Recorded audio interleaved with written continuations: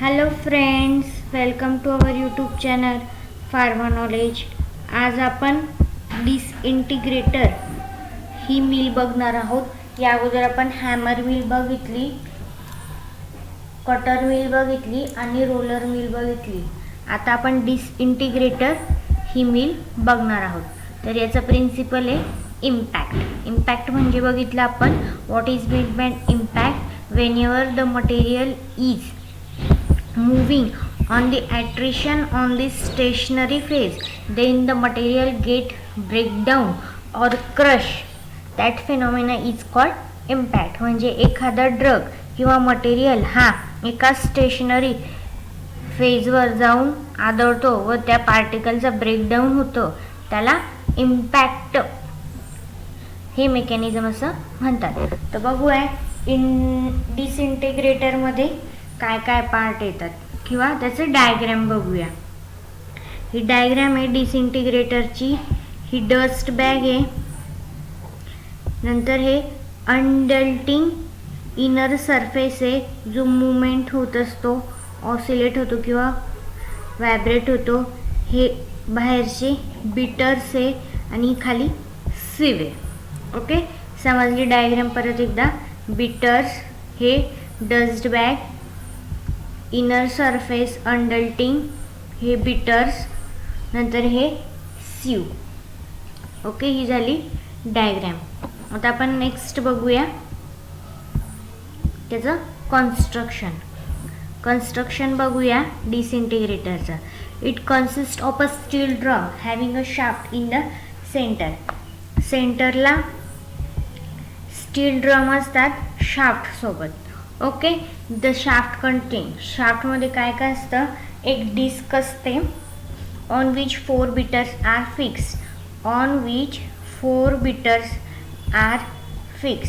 असे 4 बिटर जे असतात ते फिक्स असतात.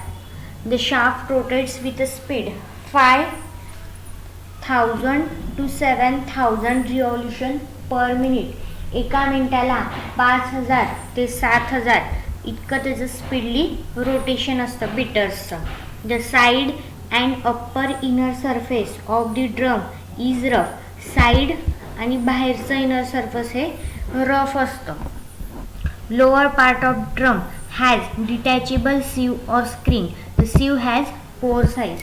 जी खालचा पार्ट असतो डिसइंटिग्रेटरचा, आपण बघितलं, जो खालचा पार्ट असतो डिसइंटिग्रेटरचा हा डिटॅचेबल असतो, म्हणजे आपण हा रिमूव्ह करू शकतो. ओके, काय करू शकतो आपण? हा रिमूव्ह करू शकतो. हे 4 बिटर्स आहेत आणि हा रफ एरिया आहे. या प्रकारे आपल्याला कन्स्ट्रक्शनमध्ये दाखवलेलं आहे. ओके, त्याची स्पीड पण सांगितली आहे की ती पर मिनिट 5000 ते 7000 इतकं रिव्हॉल्यूशन हे करत असतं शाफ्ट रोटेशन. नेक्स्ट, आणि सीव ही 4 साईज असते. ओके, कन्स्ट्रक्शन बघितली, डायग्रॅम बघितली. आता आपण बघूया working. How to work the disintegrator. The beaters are mainly responsible for grinding are help by the undulation of the inner surface and roughness of drum.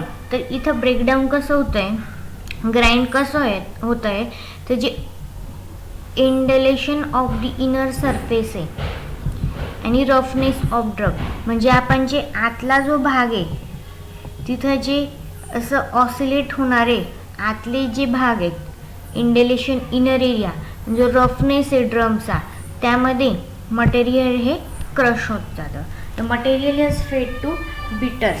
हे जे आपण 4 बिटर्स बघितले होते तिथं मटेरियल हे फीड करायचं through hopper which is fitted to the drum, जे ड्रमला फिट केलं आहे. The material is broken into small particles by impact of the beaters. हे जे रोटेट होणारे आहेत बिटर्स, त्यावर हे इम्पॅक्ट होतात, आदळतात आणि मटेरियलचं ब्रेकडाऊन होतं. Due to high velocity of beaters the air velocity of inside chamber is increase. जी बीटर्सची हाय वेलॉसिटी असल्यामुळे चेंबरची इनसाइड वेलॉसिटी पण ही इन्क्रीज होत जाते. तर air is allowed to pass through and outlet on which dust bag is tie. आपण जी वरती डस्ट बॅग टाय केलेली आहे तिथून काय होतं, जी एअर आहे ती पास होत जाते, which retain the particles of the powder. Which retains the particles of the powder. जिथे आपली पावडर हे रिटेन्स होतात. तर परत एकदा आपण डायग्रॅममध्ये बघूया. डस्ट पार्टिकल जी एअर आहे ती पास होते,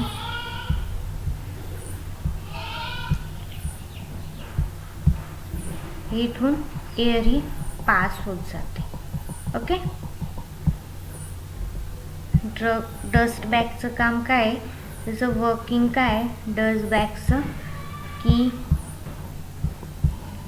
the air is allowed to pass through outlet on which dust bag is tie which retain the particles of the powder.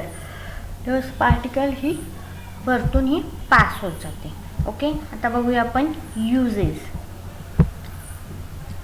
Uses काय, all type of drugs and hard drugs. म्हणजे सगळ्या टाईपचे drug material डिसइंटिग्रेटरमध्ये आपण crush करू शकतो by impact phenomena.